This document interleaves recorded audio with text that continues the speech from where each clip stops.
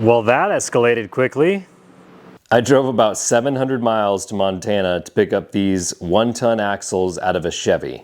What's going on, guys? Welcome back to the channel. I have been so busy these last 3 weeks picking up a set of 1-ton axles, Chevy, Dana 60 Kingpin and 14 bolt, and just got my OEM locked axles out from underneath the 80 series. So a lot of things are happening. Obviously, we're keeping the 80 series and we're doing a 1-ton swap. So let me just show you what we got going on. 42s are off, as well as the axles, and we may end up keeping the 42s. I'm thinking about going down to 40s just so I can maximize my flex, and I'll tell you why in a minute. I found someone who's interested in these locked axles. All the actuators work and they are in pretty good condition for being a 30-year-old vehicle. So those are gone. That's $3,000 we have to put towards our 1-ton build. Kind of a cool little thing I'll show you as I'm working on sealing these inner and outer fenders. This is less than ideal, but I cut all of the pie cuts out and left a little bit of a lip, and that's allowing me to get some galvanized, which I realize steel sheet metal 24 gauge. Don't breathe this stuff in. Don't be dumb like me. I'm gonna get some mild steel, and I'm welding basically from here to here. And I know that's probably not ideal because now I don't have access to, you know, all this kind of stuff, but what I want to do is protect my relay module for my fuse box right there, and on the other side the intake, so I don't want to be breathing in a bunch of dirt and dust coming up from the wheel wells, and whatever wheels 40s or 42s are up in here are going to cause quite a bit of dust. So I'm going to seal that up eventually. But I think this sheet metal will work pretty well. What I've done is I've taken a piece of cardboard, cut it out on the sheet metal, and then just lightly tack. This is so thin, it's not fun welding it, but I think the overall result is going to be very fruitful. So, OEM axles are out. I picked up the set of Dana 60 1-tons. Luckily, a good friend has allowed me to use this space. We have a ton of space here in this old shop. It's got a lot of character too. I really like this shop, but it's going to allow me to safely and spaciously do this swap. So in case you're wondering how I've put this on jack stands, I got these 2 larger jack stands I got off Amazon, and then I've got a series of smaller jack stands on wooden blocks. Less than ideal, but I don't have, well, there's always in the back of your mind a little bit of worry of it falling on you, but I'm gonna secure it more and more as I get towards the final stages. But the goal is front, we're going to remove this shock tower as well as this spring tower and get rid of that.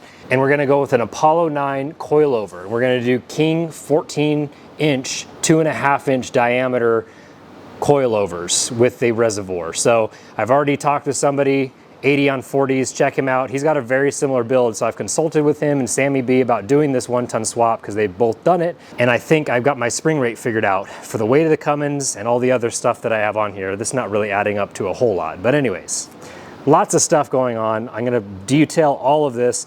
Reason why I haven't uploaded is because it's just been a lot of work, and I'm sure all of you guys know how to take an axle out from underneath an 80 series. It's basically doing half of a lift kit and then just unbolting everything. So Dana 60 1-ton Kingpin is going to be a passenger drop, which means we don't have to retube. I'm throwing out the idea of the Super Duty Dana 60 because I added up the cost and I just don't have that much money.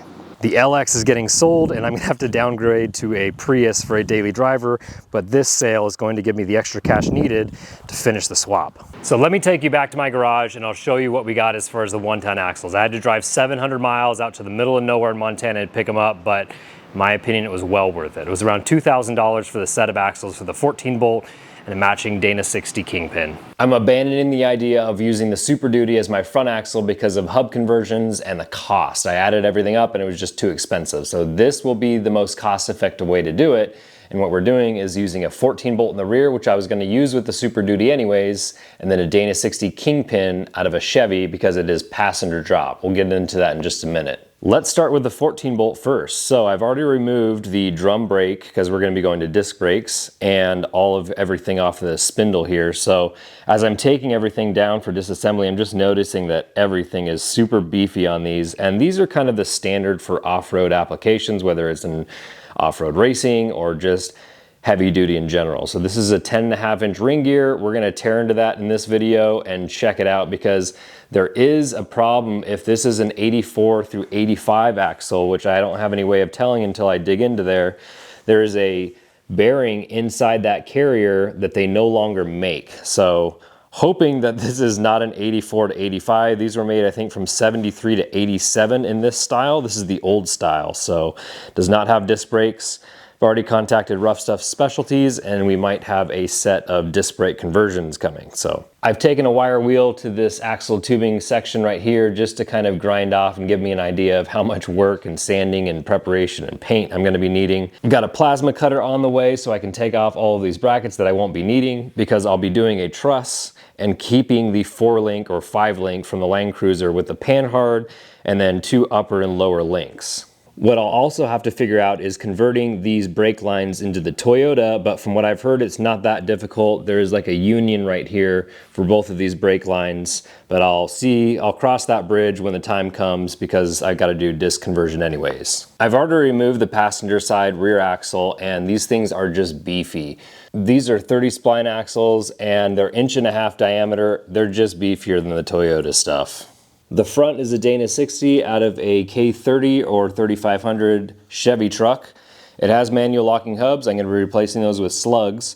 Slugs basically eliminate this lock and free motion from this hub and allows it to be locked all the time, because the 80 series is all-wheel drive. In Chevys, your steering arm is going to be on the frame right around here, and it uses this smaller steering link in order to steer. So I'm going to be going with the high steer application, where I have my steering arm coming over to this knuckle here, and they make a kit that comes off of this Kingpin cap and then one long double shear bolt that will allow your tie rod to go over to the other knuckle, but also allowing your steering arm to come at a better angle as opposed to going all the way down, so that you avoid rocks.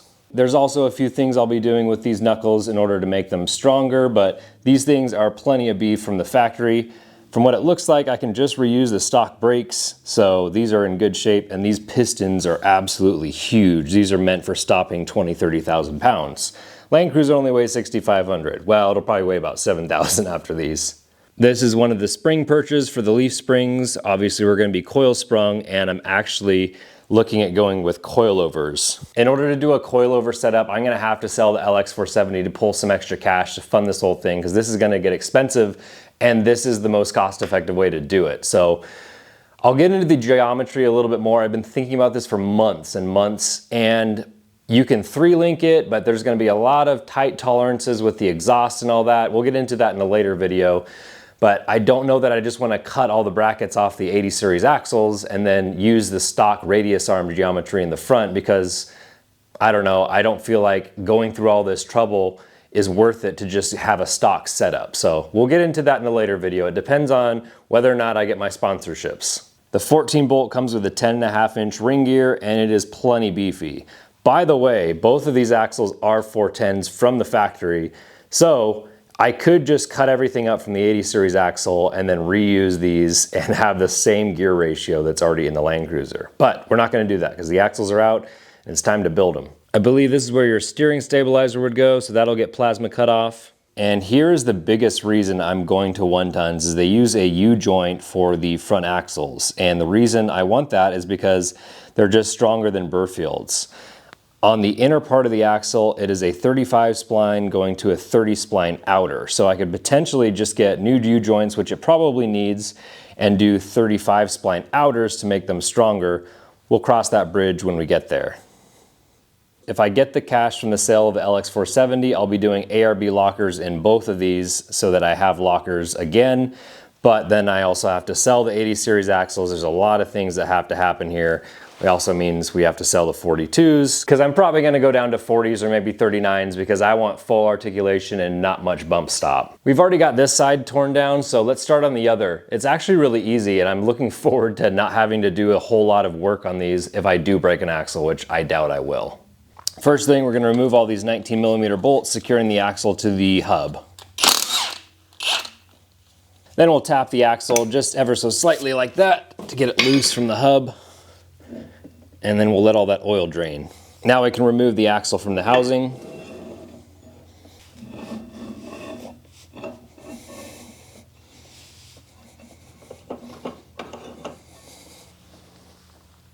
While we're waiting on that to drip dry, we can remove all of these 13mm bolts securing the diff cover to the housing.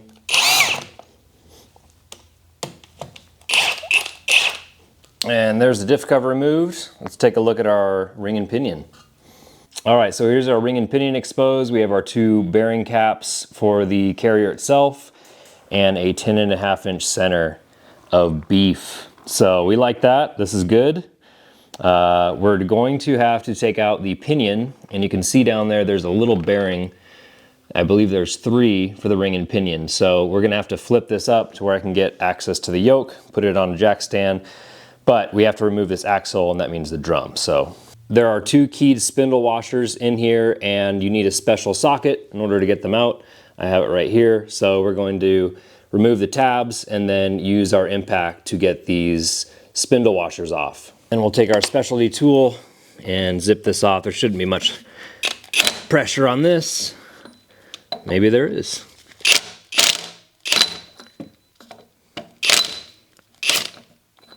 There we go. We'll take this spindle nut out, and then we have our lock tab. There's our lock tab. And we got one more spindle nut. There's our second spindle nut. Now we can remove this whole drum assembly, set it aside.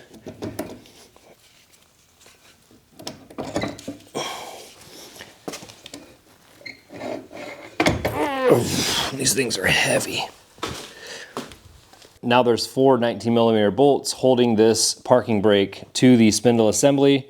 We're gonna take those off, but we can't get to 2 of them because this pad is in the way. So we're gonna remove 2 of these springs, and it's gonna allow the whole thing to come off.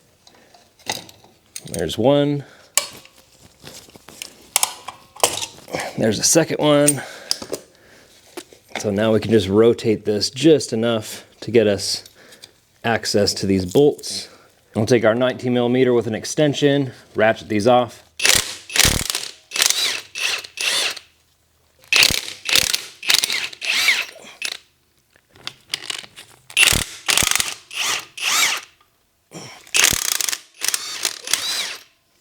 And then that'll allow this whole assembly to come off. It's a little rusted on there, but it's starting to move. Let's give it a little tap with the hammer.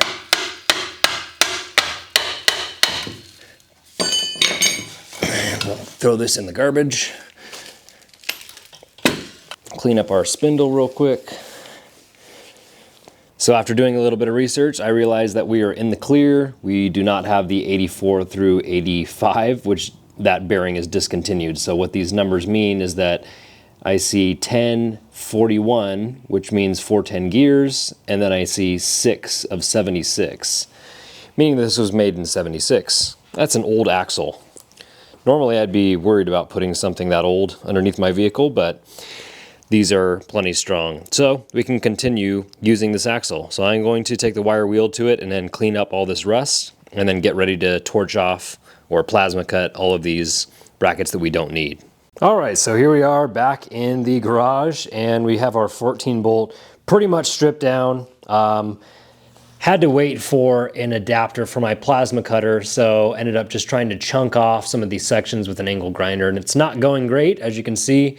Haven't even started on this one because it's 3/8 steel, and you have to get right in there, and it's hard to do with an angle grinder. So anyways, what I'm thinking of doing is retubing this, because it looks like it's offset to the drive ever so slightly, and it is, but the ring and pinion is offset towards the passenger. So it is actually a centered axle. The 80 series spits the drive shaft over just slightly, as we all know. So what I'm thinking of doing is retubing this and swapping sides essentially, because then I can run stock axles, but they're just flipped. So I might end up doing that just so my driveline vibrations or my driveline clearance with the fuel tank isn't terrible. So it comes really close. Sammy B did his, and he's really close to the fuel tank, but it doesn't contact, but I'm thinking of doing that. So I'll put a picture and you can kind of see what I'm talking about. So 14 bolts just about done, 410 gears I verified, and everything's stripped down. So let's move on to the good stuff. Here's the Dana 60 Kingpin, And these are just hard to find, and guys want a lot of money. I got these both for $2,000, so I feel pretty good. I've stripped down the axle housing itself. There's like a shock dampener bracket here. There's leaf spring brackets here.